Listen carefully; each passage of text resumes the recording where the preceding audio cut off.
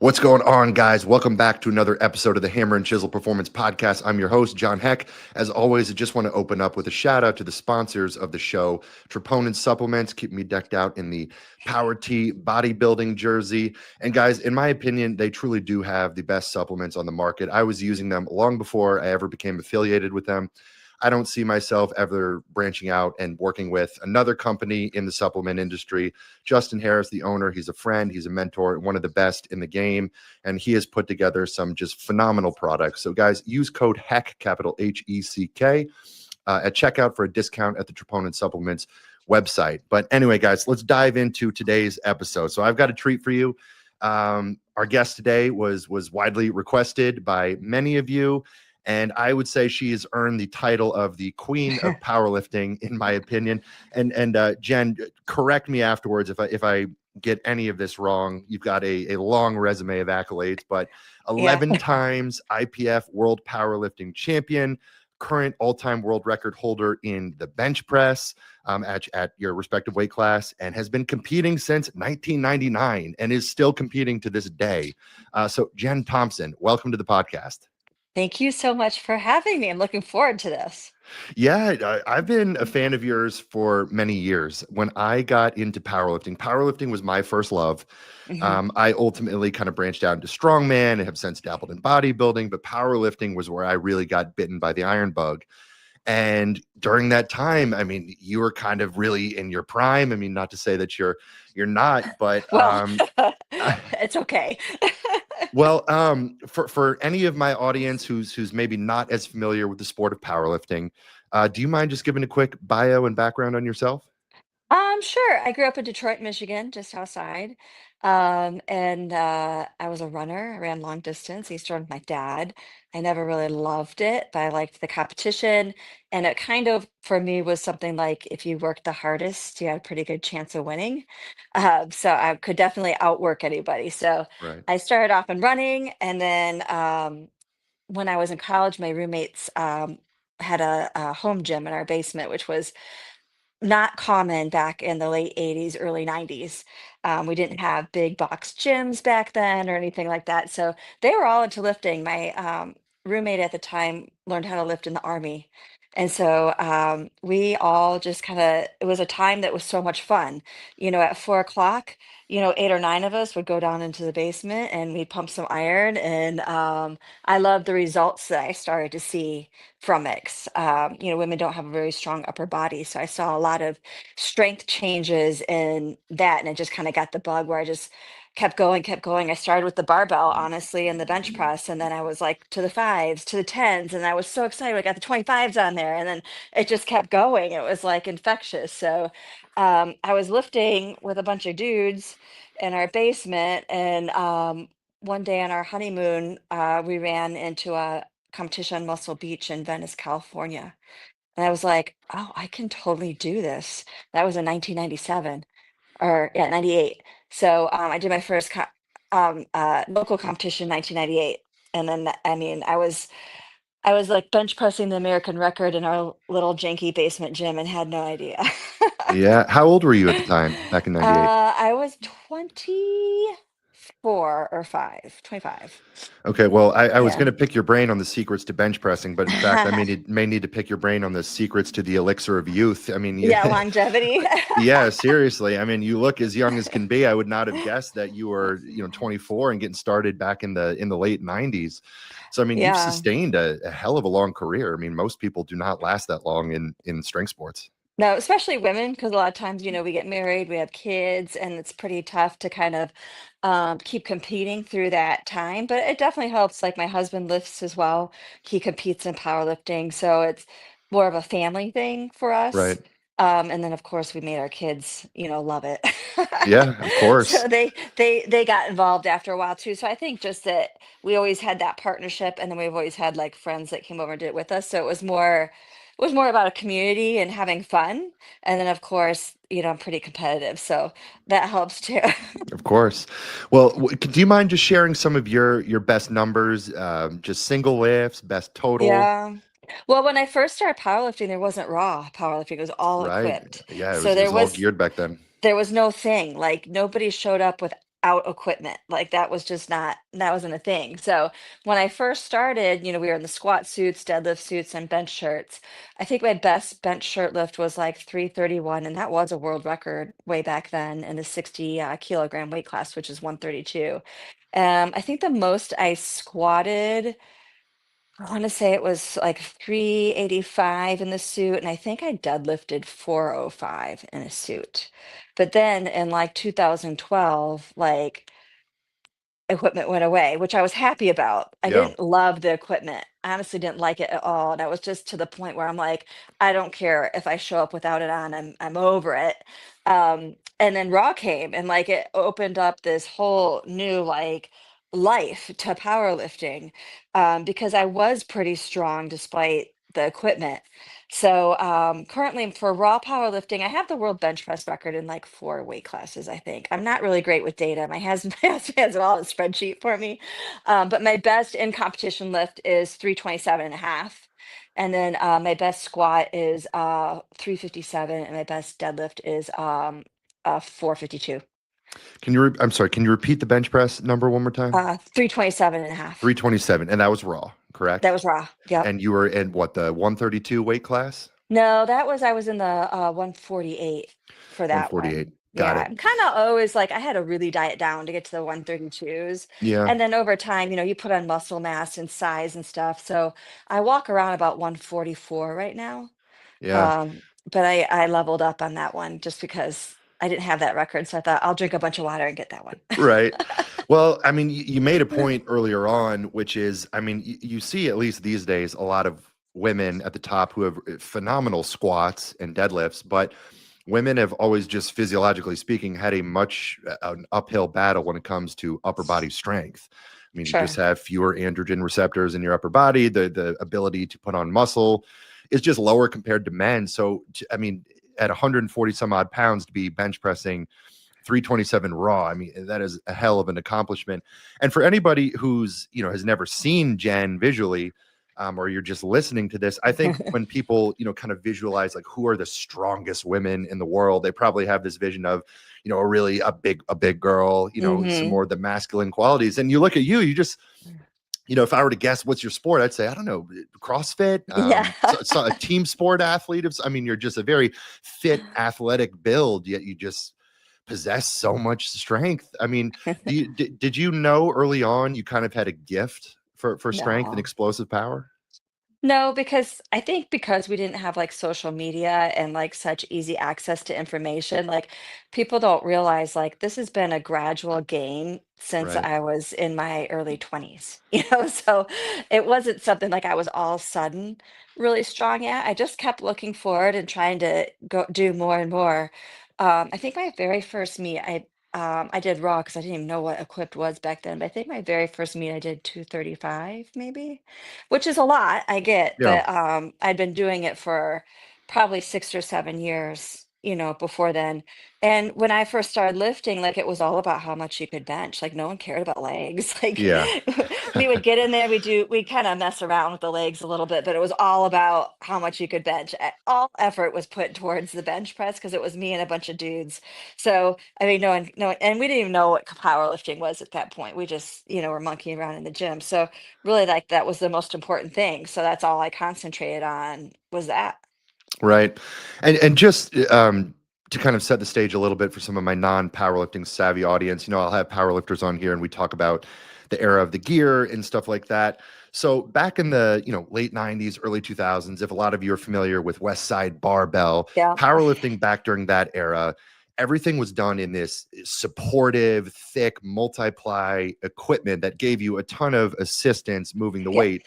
And like Jen said, around that 2012 time, things shifted, and then the sport of powerlifting got away from the gear, and that kind of fell out of vogue. And then everyone was started Yeah. competing in powerlifting as you know it today, which at most you might be wearing a pair of knee wraps. But I think that's when powerlifting kind of went mainstream because For sure. you saw good physiques in Hmm. powerlifting. You had the Stan Efferdings, the Dan Greens, and Hmm. guys like that, which I think Yeah. made the sport a little more palatable to the Well, sure. mainstream. And the equipment's expensive. Like even back then, a bench shirt was, almost $200. Yeah. Squat suit. You start adding all that up. you're looking at almost a grand and stuff. And then you have to learn how to use it and know how to use it. There's like a certain technique. You can't just put it on and go. Like you have to fit a certain way, you got to pull a Yeah. certain way, you got to put in the sleeves. You got three people trying to shove you in a squat suit. It's like it's very comical when you think about it, back Yeah, then. So that we went mainstream. I think CrossFit definitely helped for on the women's side. for And sure. then once we just went raw, and I remember telling USA Powerlifting, we did our first raw nationals. I'm like, you are not going to be able to hold enough sessions for the number of people who are going to sign up for this. Like you just don't even know. And they did. I think we lifted all the way into like midnight, 1 o'clock in the morning, like all the days, because we had That's such a awesome. huge turnout.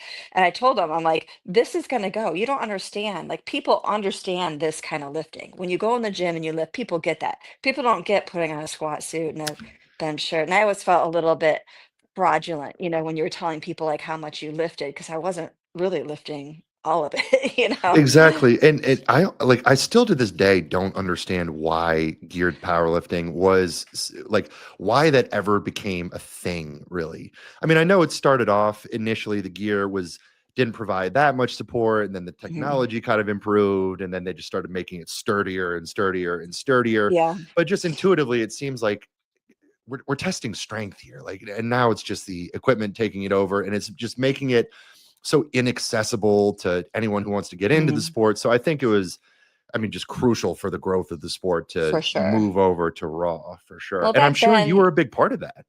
well, I like to think that would be nice. But I think back then, like powerlifting was so small, our sponsors were all equipment sponsors, right? So the only Ah, reason we that's a were good running point. these meets and getting things done is because of the sponsors that were giving the money for it. They were really the driving force, probably why it stayed for so long, because of the money and the support that they were giving to a very unknown sport.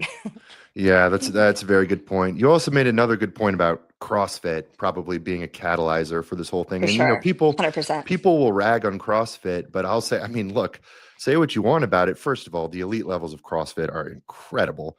Oh, But then sure. also, it was just kind of like this gateway drug into all the Hmm. other strength sports. Absolutely. Especially for women, because they got to do a couple of lifting events and realize like that didn't like magically turn them into like a hairy man.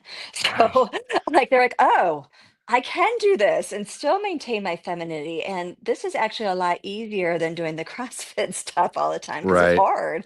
So we got a ton of women that transferred over into our sport because it's just way easier to train for than I think than CrossFit because, like you said, it's like it's an intense, it's hard, it's really physical on your body, where you could still have a lot of competing and fun and powerlifting, and it's not quite so terrible.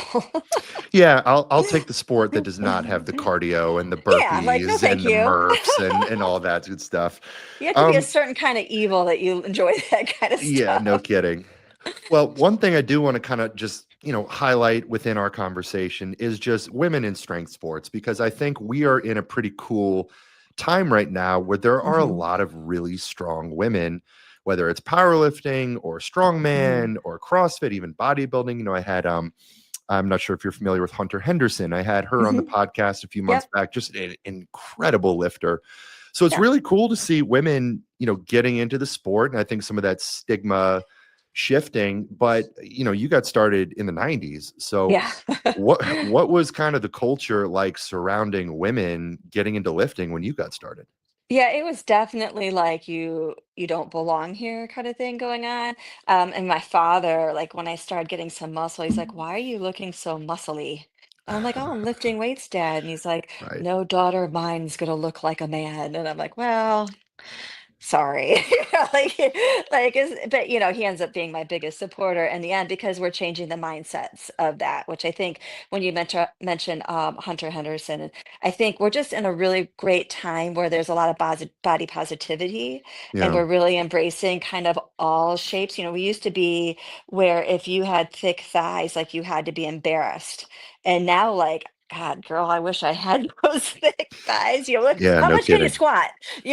So it really has been, I think, a phenomenal thing for just our gender in general that we've gotten away from like runway model anorexic is the ideal body type, and where we can celebrate all different body types for the strengths that they give in different ways. So I really feel like, of course, you're always going to have and it's usually older people that are like, you look like a dude, or why you got so much Right. muscle on you, or whatever. Every once in a while I'll catch it, but I would say 90% of it's all very positive. Like, look at those arms, I wish I had those arms, that's awesome. So it's been I mean, I've been in it for like 26 or 7 years now, and it's pretty awesome to see that shift, to where you walk into a gym and it's not uncommon to see a girl in the weight room. It Yeah. used to be that was like a men only kind of area.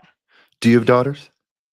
I don't have two boys, Two boys. Are they but following in mom's footsteps? well, they're both they love baseball. So they both Hmm. been playing in college, but they've competed powerlifting. My oldest son was the high school national champion in powerlifting, and my youngest son took fourth. But they've always, and I've always told them they don't need to do that, but they need to lift because that's just part of being healthy, and that will make you good at whatever you choose to do. So they understand, like, my youngest son's playing junior college baseball right now, and he's the strongest one in the gym. He's not the biggest, but he's the strongest because he kind of grew up, doing this. And I do have a funny story. When my son was in preschool, he went to like another little kid's house, and he told his dad, "My mom's the strongest woman in the world." And the guy's like, "Okay." And he goes, "Then I looked you up, and I was like, she is the Oh, strongest that's woman in the awesome. world." So even though I don't have girls, I think I've been able to give my boys a healthy perception on what women are capable of and how to treat them. Have your boys reached your level of strength yet? They Probably can not. they not in the bench. They can in Yeah. everything else, but I bet my oldest son almost got me in the bench, and then he hurt his shoulder. And then my youngest son's getting close. But they dominate me in the leg exercises. Well, Not even close. I don't think Let's there get are one away really quick. I don't think there are many teenage boys out there who can say that their mother out bench presses them. So Not many. But they're pretty proud of that. That's okay, because then they can tell them how much it is. yeah, yeah. Did you get any did you get pushback from insecure men just like seeing how strong you were? Whether it was men maybe you were dating or just in general. Like I feel like that is sometimes a root of this Mhm. weird anti-women in lifting thing. It's almost like an insecurity thing. It mostly has been real positive. Obviously, my husband's been super positive and supportive. He's the one that kind of got me into it and keeps Yeah. pushing me in it. I mean, the only thing would be like the workplace a little bit, but most of it has been really positive. I mean, where we are in the South. So like football dominates, and Hmm. so a lot of those good old boys don't appreciate a woman telling them how to lift weights. Right. So there is a little bit of that, in the educational setting. But other than that, no. Got it. And have you made a career out of powerlifting? Have you had a full-time job outside of this over the years, or Yeah, has it I'm a been middle school sponsors and things teacher. like that? Oh, really? Yeah. I work like 75% of the day. Yeah. I could, if I wanted to at this point, I could do it full time if I wanted to. I make more money through my social media presence and sponsors than I Yeah, I'm do sure. in North Carolina teacher salary, because our salaries are quite frankly shit here. Yeah, But I know. I do I'm hanging in for the health insurance. Got it. But I also love it. It's my other love. So I feel like I have the best of both worlds. I go in and I teach my kids, and I have a little powerlifting club, and I really enjoy teaching and I enjoy my students. And then I also get to come home and train and kind of work on my social media and do seminars and things like that. So I really have the best of both worlds. That's awesome. I fell in love with lifting weights in seventh grade. We had Uh, we had a little. It was called Breakfast Club, and it was our uh-huh. basketball coach who ran the thing. We'd come in early in the morning, we'd lift, and man, I just absolutely fell in love with it. And like you and many people, the bench press was absolutely my first love. It's funny how that one lift in particular has just like Uh-huh. encapsulated the hearts and minds and souls of anyone interested in strength. Yeah.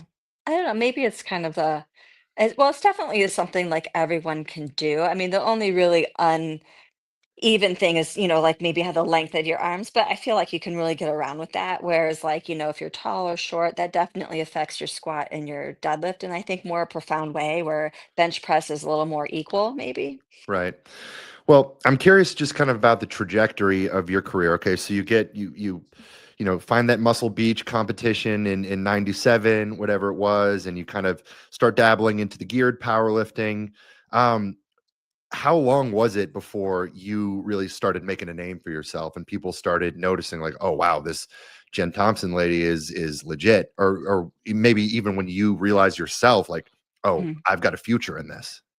Well, my very first year, I just did bench in the beginning because Yeah. that was obviously my best one, and I was unfamiliar with the other lifts really. So I just did bench, I think, and the very first year I got invited to the World Championships in Finland. So I took third, and then the next year I took second, and then the next year I took first. Okay. But, and then I was like, "Oh, this is cool. Why don't we try the powerlifting stuff now?"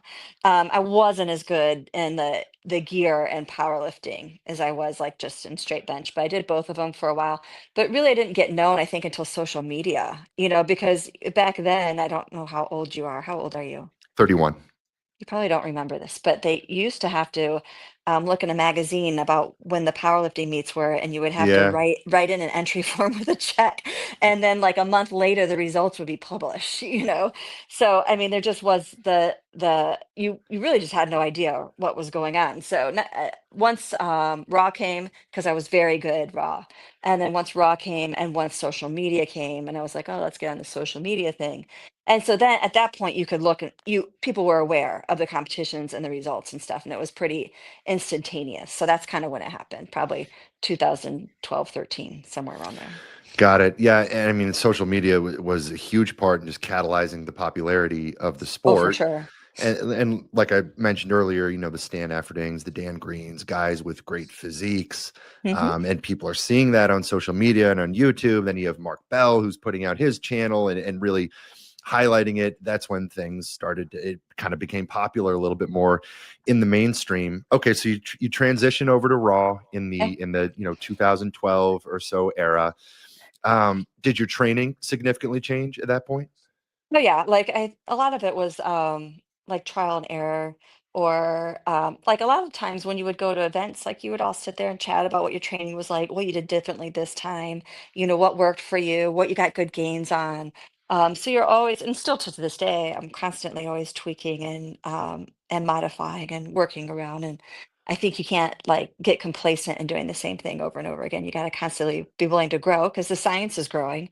Yeah. So we're always, I think we have this like sheet where we keep our program on, and we're on like version 32 or something like that. Version 32. Yeah, we always do something. Each training cycle, we try something different, whether it's the rep scheme, whether it's adding in a different exercise, whether it's switching around how we're doing things, or if we notice a weakness somewhere, we're going to buff up that area. So we're always tweaking something. Who's the But we? Is that you and your husband? yeah, yeah. Got it. Was he, and I know you said he was kind of the one who kind of initially pushed you into getting into strength sports. Was he kind of your first coach, so to Oh, for speak? sure. Yeah, he did. He was a collegiate wrestler in college, and then he went to the army, into the military. And that's where really he learned to lift, and learned to love it. And so then I met him, when he was out of the army and going back to college. So he's a ER physician, so he has a medical background. Okay. So we're always using that. He's very like, he understands the way the body works, what the muscles are, how they work, the direction of things. That's been super helpful. Has it always been just you two kind of collaborating on the programming? Has there ever been Yep. another coach that came into the picture? No, I mean, we loved West Side, of course. We incorporate a lot of the West Side principles, the linear progression. Louis was a pioneer for, even though it was all like roided up, geared lifting, he had some really good stuff. And we still use a lot of it today. So we really looked at a lot of the West Side principles and adapted them to drug-free raw lifting. Did you ever get approached by Westside? Did they ever try to get you to join when you're at least in the geared era of your career? No, it was kind of at the end when I was getting into it, and Laura Phelps was Hmm. into it, and Amy Weisberger, Weisman, I can't remember. And there was a Yeah, Amy, God, it's one of Amy those. and Tina, gosh, I can't remember her name either. It's been so long. But they kind of had their girl crew. Um, but no, I just, Did you ever just go over to West Side and collaborate at all, and or just meet Louie, or just, a lot of people have just kind of taken a yeah. at We've least had some. visited over there. Well, he was a pretty cool guy. He had an open gym. I mean, you could just, I mean, it Yeah, was just for his guys, but you could like call and say, "Hey, can I come to your gym today?"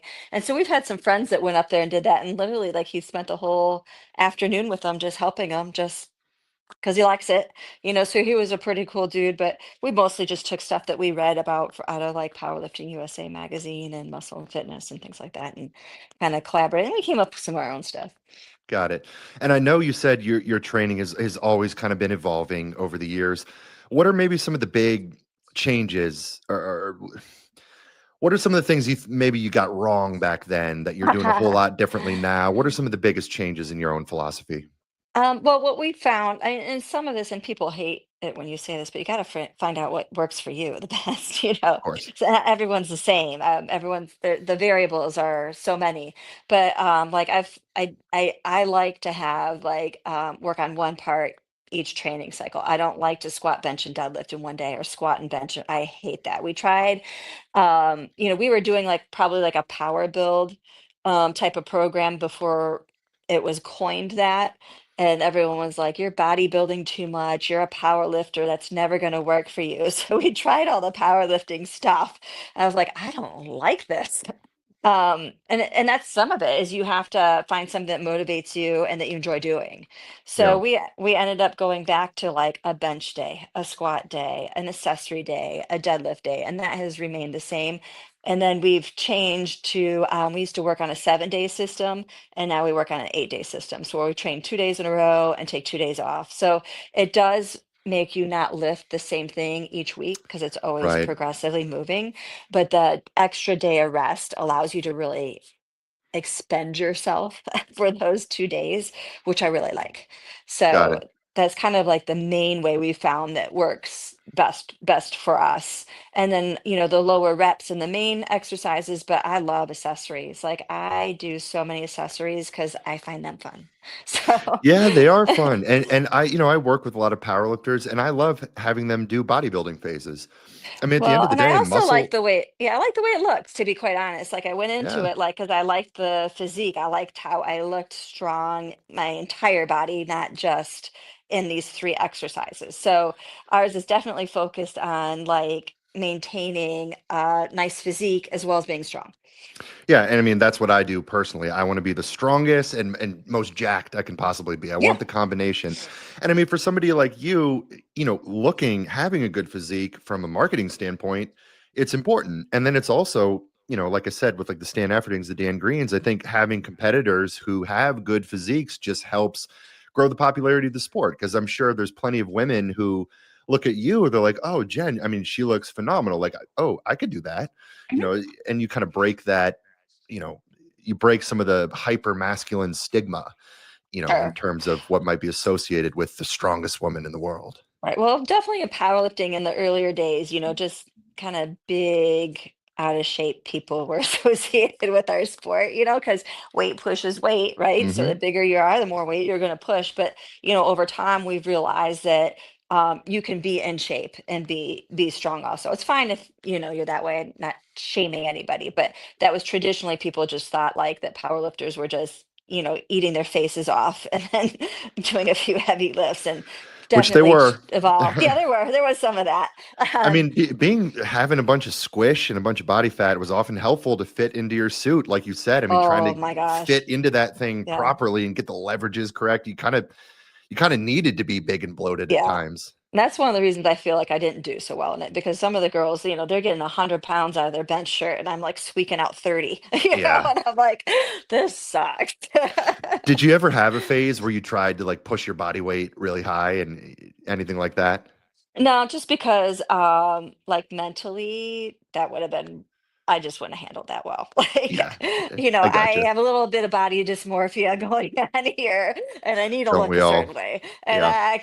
that wouldn't have been it. No, I couldn't have done it. Guys, thank you for tuning in and supporting the podcast. I just wanted to take a minute to give a shout out over to my guys at Troponin Supplements. So they're the sponsor of the podcast, and in my opinion, they carry the best supplements on the market, and it's not even close. And they're the one company that I've wanted to align myself with. As a nutrition coach, working with NFL football players, other professional athletes, strongman competitors, bodybuilders, powerlifters, fitness enthusiasts, endurance athletes, I have to be very particular about any supplement company I endorse. And with Troponin Supplements, frankly, it was a no-brainer. These are the products I've been using myself for the last few years before I ever became involved with the company. I know the owner personally, Justin Harris. He is one of the brilliant minds in the bodybuilding industry, and we've talked, and all he has wanted to do is just bring some of the elite top of the line products to the market, and that's what he's done. So these are the products I recommend and endorse to all my athletes, all my clients. I use myself, and I want to pass this along to you guys as well. So I'm going to highlight a couple products here. First and foremost, we've got the ATP. This is a high dose of caffeine paired with a very powerful nootropic. I take this before work. I take this before I podcast. This is going to give you a great boost in mood, in focus, memory enhancement. You're just going to feel like you took the Limitless pill when you use ATP. It's an effervescent tablet. You drop it in your water, it dissolves, tastes great. The next product, Field Rations. This is the premier intra-workout supplement on the market right now. It's a one-stop shop for all your intra-workout needs. It's based in highly branched cyclic dextrin, contains essential amino acids, electrolytes, tastes amazing. I use this within every training session. Then we've got the Suppressor Max. This is awesome for controlling your blood sugar. It's got a high dose of berberine, but then has complementary ingredients that are going to keep the berberine bioavailable and stay in your system longer. This is the best blood sugar product on the market. If you're bulking, if you're eating a ton of food, if you're using a cheat meal, this is a great product for you. And then finally, I love this one. I've always had sleep issues. Hit the Rack. This is one of the best sleep products I've ever tried. I use it about 30 minutes before bed most nights, and this has been the one supplement that has actually helped me fall asleep and stay asleep. And then of course, we got the Troponin T logo bodybuilding jersey and the hat. We've got great apparel on the site. So guys, check out Troponin Supplements. You can find the link in the show notes, in the bio, or you can simply just Google Troponin Supplements. Use code HECK, capital HECK, at checkout for a discount. Check them out, guys. These are some of the best products on the market. Well, do you think, you obviously you're in the spotlight, you've got a big following, and you're leveraging social media, and you have been for a while now. Did that empower you? Did it put pressure on you when you started getting a lot of that kind of the publicity, eyes on you? How did you handle that? It was a little, well, there's a lot of lessons I learned in that, because once you put something out, you can't take it back. True. And sometimes you think something's going to come across one way, and it went the other way. And so there's definitely some specific times where what I put out there definitely went wrong. And emotionally, it was really tough. And um, I've learned to put out better content, but also like stick to mostly what I know. And I always, especially now that I'm a mother, and granted my kids are 19 and 21, but I never want to put anything out that they would be embarrassed about, that would Yeah. embarrass them, that my mom, is out there half naked twerking. It's never going to happen. But also I'm a teacher too. So it's my Yeah. middle schoolers are watching that stuff too. So I always, before I put something out, I always look at it and I try to look at it through my kids' perspective, and then if I was a parent of my students' perspective before it comes out. Yeah. Yeah. No, you know, now that I've got a bigger, public facing platform, you realize it's like, man, like you said, once you put it out there, like you can't take it back, and you might be kind of like Mm, judged on it forever. So like yep. now I find myself being like really careful. Like, okay, is what I'm Mhm. saying here, like, am I totally confident in backing this up? Like, Right. how many people are going to see this? And at Mhm. times, like I might be on a podcast, all of a sudden we're in a conversation, and then in the back of my mind, I'm like, wait a minute, this is going public. I better reel that Right, in right. a little bit. I think the hardest thing too is like when you put it out, you think, well, people know me. They'll know what I mean Yeah. by this or my sense of humor, and you can't assume that. And especially in today's day and age where it's Yeah. like such a negative culture at Hmm. times on social media. Oh, Like for people are sure. looking at things to tear down and Hmm. and get mad at and argue with. I'm sure you do. Do you have haters online? Well, of course. Like I was going through my my like settings the other day, and it was like, I think I have like 100 people blocked. Because I'll block you if you say Those are something rookie really. numbers. You're gonna have to get Yeah, that up. okay. Well, maybe it's not too bad then. I was like, because if you're gonna say something like degrading or negative, I don't need you. I'll just, swipe you off of there. If I don't mind if you disagree with me. I mean, you can disagree with whatever I say, but to like people will say behind their keyboards, they'll say some really nasty and harmful things. And plus my kids see that and Yeah. everything else. So I will knock you off really quick if I catch it. But I think the majority of it's positive. The problem is, it's the 5-1 rule. You need 5 comments to combat one negative, Yeah, comment. exactly. So the negative ones always like really stand out way farther than the many positives. And so you do have to kind of change your mindset. Like I had to really be like, these people don't know me. They're just trying to get a rise. They're trying to, so I've had to toughen up my sensitivity a little bit to some of that for sure. Yeah, I mean, obviously you've just got that Midwest, just kind affect. And my wife is from right around Detroit, Michigan. Um, but I think, nice people, they go through life and they don't have a ton of negative interactions. Then you get on Hmm. social media and you got a following, and then all of a sudden you have people just like attacking you out of nowhere. And it's like, what the hell? And, Yeah. did you initially want to like respond and like Yeah, for come back sure. at people? Oh, Yeah. yeah. And then you learn real fast that that's what they want, and then you're just going down this rabbit hole, and so you don't wanna feed the beast, so it's Yeah, better just to exactly. so you definitely learned some social media 101, especially too, we were starting it when, well, at least I was starting it when it was first starting out, like, Mhm. it was like in its beginning stages. So, I always try to I do, my husband says I look through life with rose-colored glasses, Yeah. because I do. I think it's good to live that way. I don't want to live in a state of negativity or where I'm upset about what every little thing someone says. I like to believe in the good in people. So um, I just go with that, and I now it doesn't bother me at all. I feel like the content I put out is helpful. At least I hope it is. I get a lot of comments saying that they appreciate the stuff that I put out. I just want really to people to look at my stuff and say, "Oh, that was super helpful," or "That's going to help me get stronger." I want to help everyone get stronger, enjoy the thing I love. I love powerlifting. I love competing. It is an amazing community, and so the more people that we can get involved in it, I think the better. Yeah, and that completely comes across from you. And regardless of any negativity you get, you have positively impacted the sport and just so many across the fitness industry. I'm sure far more than you're aware of. Like up until now, you had no idea about me, and I've been a fan of you since 2014. Thank you. So I was really excited to get you on here, and I'm glad that you're every bit of what you seem to be online. It's always cool when well, you virtually meet someone Mhm. and they are who you hope they were. You know Yeah. what I mean? Yeah. Well, just speaking about some of the haters, the negativity, which by the way, if you don't have haters, you ain't popping. That's the saying that the kids say these days. Yeah. And it's true. If it's true, if you don't Yeah. have the trolls and the haters, you probably don't have that big of a presence. You're not making enough of an impact. But did you get the steroid accusations Oh, coming up? it's so old. It's constant. But I mean, all you can do is, I've been, I think, drug tested in and out of me almost 70 times now because my career is so long, and Yeah. you just have to take me at my word. If you don't think I am, then I mean, I can't do anything about that. Like I mean, I know and then in some ways, I guess it's a reverse compliment. Like you're so strong, you must be on roids. Yeah, So exactly. That's what I always say. I'm like, if you're commenting like the steroid accusations, like what yeah, you're really saying is you're so incredibly jacked and strong. I can't yeah, comprehend it. Surely right. there must be some other Right, excuse because for I this whole couldn't thing. possibly do that, so you must be cheating, so, Yeah, um, exactly. there's a little bit of that, but that's been going on since I started, like, it is what it is, And the drug I testing is pretty stringent yeah, in the IPF. I mean, did you get like the out of meat drug testing? Like, did you mhm. ever get drug tested at your home and things Oh, like yeah. that? Yeah, they still show up, like, somebody will just come to Really? my door. Oh, yeah.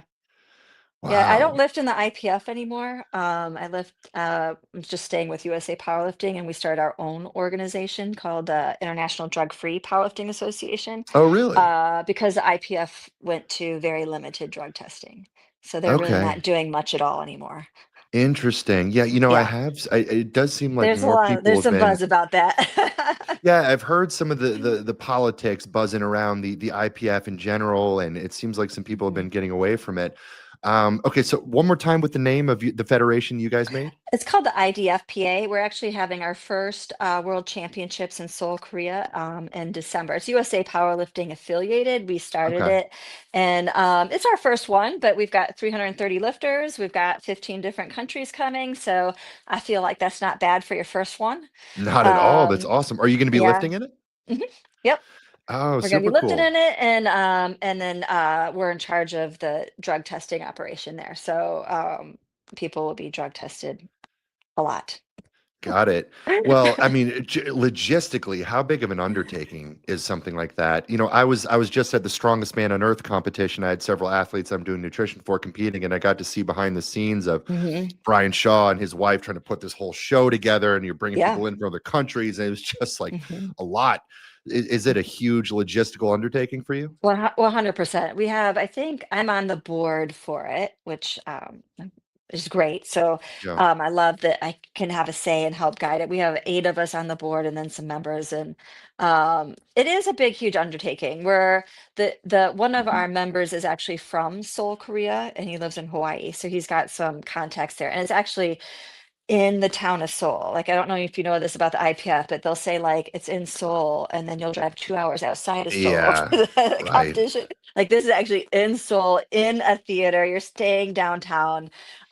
So that was definitely one of our objectives, was to put on. Just if you've been to a USA powerlifting meet, they're pretty incredible. They were They always way are. better than the IPF. We have a huge computer system, sound system, just everything's very high tech. And as this international organization, we're really looking at computerizing and digitizing some of our aspects of powerlifting, and maybe even flowing that. We're trying out some things in the refereeing aspect as far as digitizing some of that. And so I think it's pretty cutting edge, and it's going to be pretty awesome. So when you say digitizing the refereeing, are you talking about like in terms of judging squat depth, like you're Hmm. looking at like a replay system or a video Yeah, system? we've got these glasses that you wear. Oh, really? Yeah, and the glasses do it, and then you can kind of overrule it. I mean, nothing's out yet, but we're just piloting it. I've Um, always kind of wondered that. I've always looked at powerlifting. You'll see some of these controversial calls where it's like a squat was mhm, clearly high, deadlift was clearly not locked out. mhm. And I'm like, I feel like this is so easy to fix with some sort of a replay, some sort of a digitized system. We have the software to do that now. It's just Yeah. putting it, into place, trying it out, and maybe perfecting it. And a lot of it comes down to getting enough data, enough lifts in there that the computer or the AI really could generate, where it judges a squat correctly, because it has enough data in there about what is a good squat, what's a not good Yeah. squat. So the more data you have, the more accurate it's going to be. So I think that's pretty exciting. That is exciting. No, I think that's a huge step forward for the sport. I've been Yeah. I've been waiting for Refereeing's something been like this to come along. that's been our toughest part, because with the refereeing is like, everyone wants to judge things a little bit differently. And it is sad, like, if you get out there as an athlete and, like, your day is marked up to, whether you got a tough one in the chair or not, you know. Yeah. Or So if your competitor has one of their friends in the chair. yeah, I, yeah, I I see yeah. some of these other federations, the non-drug tested federations, and I see some of these lifts get white lighted. I'm like, are you kidding me? And Mhm. you can't even blame the lifter. You blame the Right. It's judge. not But their fault. sometimes it's like they just want the big lift to get Yeah. passed in their Mhm. rinky-dink federation, so they get the Yeah. clout for it. And it's really watered down some of the records out there at times, which is super Yeah. unfair to the athletes. For sure. Yeah. So I think, it's our first year going, but I think it's going to be a pretty neat organization full of a lot of people. So Yeah, well, we'll that's see how it goes. awesome. Well, I'll be following along closely, and I know your competing has taken you all over the world, just Yeah, for competing sure. in the Hmm. IPF. Were there any good stories of international Oh travel? Just gosh. like I'm sure there are probably. I've heard some nightmare stories I of. got a lot of nightmare stories, because a lot of times we'd end up in like the shittiest little place, and you're like, Yeah, oh I my bet. God, What I was paid like the how much worst money? most remote place you had to go and compete at? Probably, I would say say probably Friedrich Mystic, which was in, I think, the Czech Republic. Friedrich Mystic. I'm Yeah, not even and familiar with I that. don't know, our beds were like a piece of plywood, like bolted into a wall with like a Oh foam man. mattress on it. It was really bad. Um, but like the parties afterwards were always so much fun. Yeah. Yeah, I'm So we sure. always had good after parties. There was a How lot. far in advance would you need to fly out there for if you're going to the Czech Republic? Would you get there like a week Um, early or like a few days? I found like in order you really need weeks to acclimate to Yeah, something right? like that. So I actually would just get in the day before because I would lift way better just a little bit tired than That makes trying to sense. flip over because it you just can't do it. And then you're in a foreign country, your sleep schedule's off. It's not the food you're not used to eating. So I actually go in as quick as I can, just figuring adrenaline and a little sleepiness is better than like multiple days of that. That's actually a really good point, and I hadn't really considered that. Now, it's for me, for a big guy, like I couldn't do that just because my body gets wrecked from the flight itself. Hmm. Because I don't, I'm 6'7", I'm over 300 pounds, and I just get my back Yeah. is destroyed after a long day of travel. But that's a really good point. Just flying the day before, yeah, you're gonna suck it up. You're gonna have your sleep thrown off for a day, but that's not really going to affect you too much. Now, when was the last time you competed? Well, we had Raw Nationals last June, and then we had Bench Nationals last July. The last time I went international was last November. We were just starting this international circuit, and we were in England for Bench Nationals last November. And I mean, you've just had an incredibly long career. Was there ever a hiatus? Have you been basically consistently? Now I know you've had children, so I'm sure there's to some degree a little bit of hiatus. But have you pretty consistently competed all the way through since that you Yeah. got started? I mean, I've had some injuries that have taken me out, competitions here and there. But even when I had my son Brody, I think I only missed one. Did you ever compete while pregnant? No, no, I was going to say, like maybe in no. the first trimesters. Hey, the pregnant belly gives you some good leverage at the bottom of the No, squat, right? didn't do that, but I've seen it done. But no, it worked out so that like I definitely had to miss one of them, but then I was able to be ready for the following year. And then of course COVID took all of us out for a couple Yeah. years. And then I've had multiple injuries. Um, but I've really only had like one or two that have taken me out for that. What would you credit to your longevity and your durability? Um, Smart well, training, just smart training for sure, listening to your body for sure. But I mean, you have to it becomes part of your lifestyle and who you are. mhm. So you don't ever, you don't feel like giving up that. I mean, it's something that I enjoy, it's something I look forward to. The competitions make me work hard. I enjoy them. They're fun. It's like, you have to challenge yourself to feel like you're living. You know what I mean? And 100%. so when I go to these competitions, I still get nervous. I'm a wreck. I sit there and go, why did I do this to myself?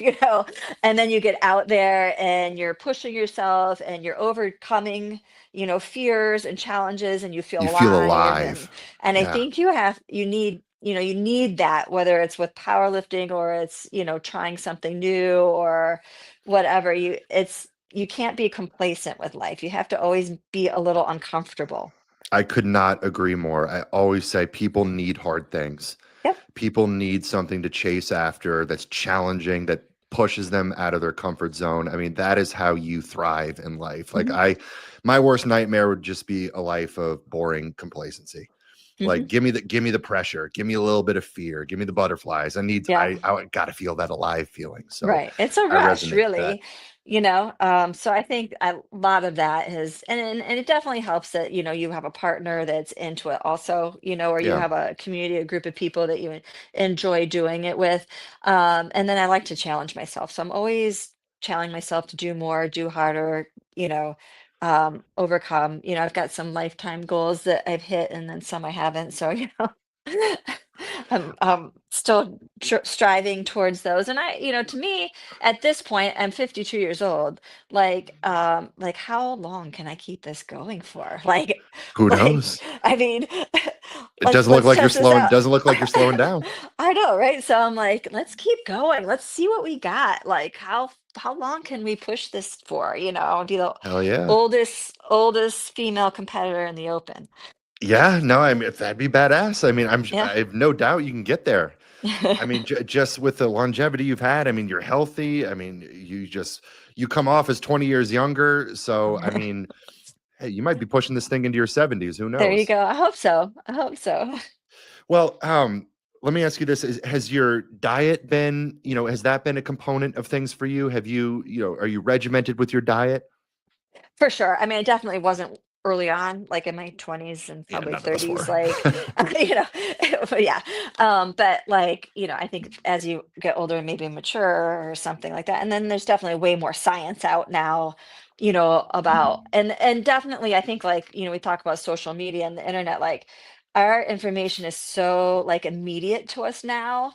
Where before, like you would really have to like study nutrition and read books Yeah, to figure out how to do this right. And now it's all right there. So it definitely makes it a little bit easier to apply it to your life. I mean, you do have to sort through what's good and what's bad and all that sort of stuff. But I'm very regimented now just because I'm more of like a creature of habit. Like I like hmm, eating the same thing over and over again. I like making sure I get my protein in. And as I've gotten more in with my investigating like nutrition and stuff. Our processed food is so terrible. Like we have so many horrible things that people eat on the daily basis yeah. that if you just like eat real food, like you're gonna feel great. Like I talk to my kids all the time and they're getting this fast food kick. They're like, I feel fine. I'm like, I know you think you feel fine, but you don't know how I, good you could actually feel if you got rid of that stuff.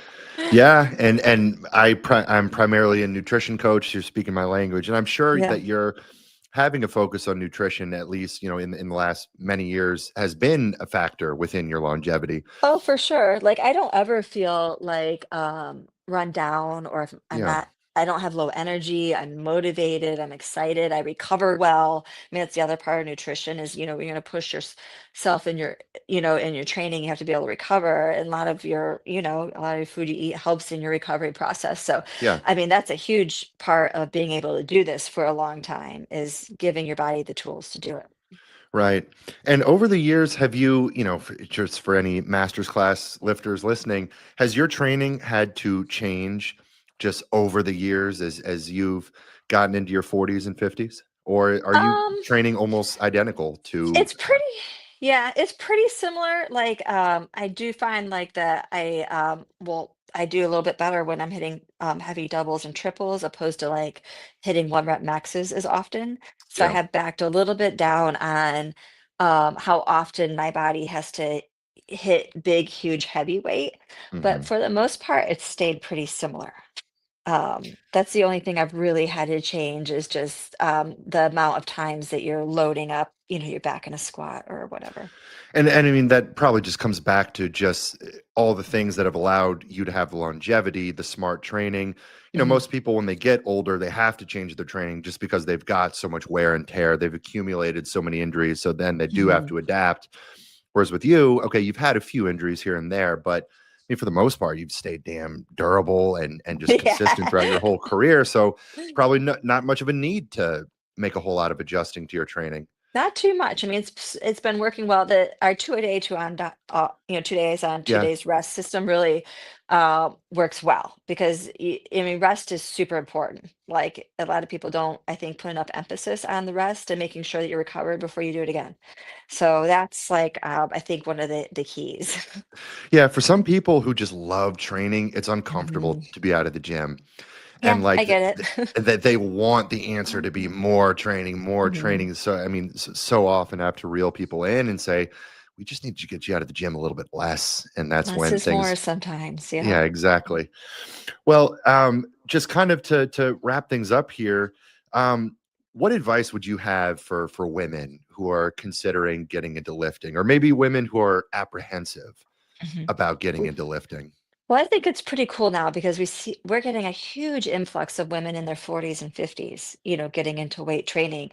I think a lot of it was because that's my age group, and we were definitely discouraged, Right. doing that when we were younger. So now it's okay, So now we're starting to see, and the health benefits are like off the charts. I mean, you could go on for an hour and talk about the health benefits of weight training starting at any age. It doesn't matter how old you are. Like you will increase your um, your longevity and how well you move in your life, like Absolutely. instantaneously almost. So I think the best thing is, it always helps if you have someone to do it with you. It's way more fun than by yourself, unless you're one of those odd people that need to be by themselves. Yeah. There's those. But I think we laugh a lot of times that our training partners are like our neighbors. It's not like we're training with world champions. Like my neighbor down the street owns the Chick-fil-A. He comes and works out with Oh, us all the cool. time. My other neighbor is like works in an office building, but he loves to train. So and then sometimes it might be like somebody's waiting for someone to wanting to do it, but they don't want to do it by themselves. So I think it helps if you can do it together. There's a lot of groups out there, especially in public gyms, lots of training groups, women's groups, definitely some online, that you can get into. I think it helps.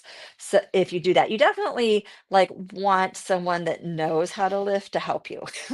So Yeah. whether that's an in-person coach, or if you have to do an online coach, you can. In person's better, but just getting someone to do it with you, and then finding someone just to get you the basics, Yeah. I think is key, because Yeah. form I sets you couldn't agree up. more. I couldn't agree more. Having a good influence early on is a big help to really get some good momentum going into having someone to show you the ropes early on, and you kind of take off from there. And then I totally agree with kind of the team, the camaraderie aspect Mhm, of having someone to train with. I wish I had a training partner. I've been training lone wolf for so many years now, and it's just mhm. with my career, I've kind of needed to. But Yeah. whenever I get to train with a partner, regardless of their level of strength, it just brings a totally better environment to it. You're Mhm. competing, you're having fun. I always get better training sessions when I've And got a that's training partner. Yeah, and that sort of brings up the point where it doesn't matter how strong you are. Like, just get Yeah, in the gym. No one's judging you. I mean, that's, I think, a misconception is like people are like, look at that loser over there only lifting the bar. Nobody's like that. Everyone's like, look at that person over there getting in there and trying and working hard. And they're more likely to come over and say, hey, do you need any help? So I think you need to get over that barrier of like that you're not strong enough to do it. Like nobody cares. absolutely. Nobody cares. Everyone's worried about themselves. No one's watching you. You Yeah, know? the strength community in particular, powerlifting, strongman, it's a really good group, and It people really are is. always so welcoming and inviting to newcomers. It's always cool when you go to a powerlifting meet and you say, the director says, how many of you raise your hands if this is your first ever meet? Half Mhm. the room raises their Yeah, hands, and I love and that. everyone's so inviting. Like everyone is just gets excited to have the camaraderie. And to your point, it's like if we see an overweight individual or a beginner in the gym, nobody is looking at them with negativity. Like if I see, an overweight individual who's clearly kind of doing this for the first time, like I get fired up. I'm like, yes, Mhm, that's yeah. awesome. I I want usually to go over and encourage give them that person. compliment or something, or like we were up in Wyoming. I was doing a seminar out there, and this lady was in there with her baby in a carrier next to her. Oh, And I that's was like, awesome. good on you, girl, getting in there and being a good example for your baby. Way to go. And she turned around, she's like, thank you so much for saying that, because I'm so afraid people are looking at me thinking I'm a bad mother bringing my baby into the gym. That is And I'm like, no, girl, that's you're setting awesome. the standard. Good job, so. Hell yeah. Well, any women or hell anyone who's, thinking about getting into the gym, thinking about getting started with training, take the leap. Find someone to Mhm. go with, get in there. It is going to blow away your expectations in terms of the positive reception you're going to get, especially if you end up going into something like powerlifting or strongman Mhm. or CrossFit or any of those things. Just really good communities that are always super welcoming to newcomers. And I think it is so cool just seeing more women in strength sports, more women lifting in the gym, and just the barriers of strength getting pushed Mhm. further and further and further every year by some of these incredible women. I mean, it's given me an inferiority complex. There's women who out squat me now, and you know. But anyway, Jen, you're the queen of powerlifting in my eyes. It's super cool to see you still out there and competing and just leading by example within the powerlifting community. Where can people find you at? Well, on all my social media, I'm Jen Thompson 132, because that was my original weight class. I never changed it. Yeah, But I have a YouTube, which is 132 pounds of power. I have a programming app, which is Thompson's Gym. It's in the App Store. And then I have a bunch of seminars. I have a website. It's 132 pounds of power, so you can always check there and see when my next seminar is going to be, what we're doing. I like to mix it up and have fun, travel. You can cool. find me, message me. I'll message you back. I'm pretty good about it. Well, you messaged me back, I so did. that was a big win for me. I was nervous. I was typing in the DM. I'm like, oh my God, I hope Jen responds to me. It should be so cool to get her on the Oh my podcast. God. I was like, look at Um, this guy. He's jacked. well, And then I guys, went and listened to some of your podcasts and they were really good. So I appreciate that. Well, the audience will be excited to hear yours. So, guys, go check Jen out on social media, Instagram, YouTube. Check out her app. Look into some of her seminars. Just one of the good ones in strength sports, and of course, particularly in powerlifting. Been doing it for a long time, and I cannot overstate enough. I mean, how impressive just a strength athlete Jen is. So go just watch some of her lifting videos. You'll be blown away.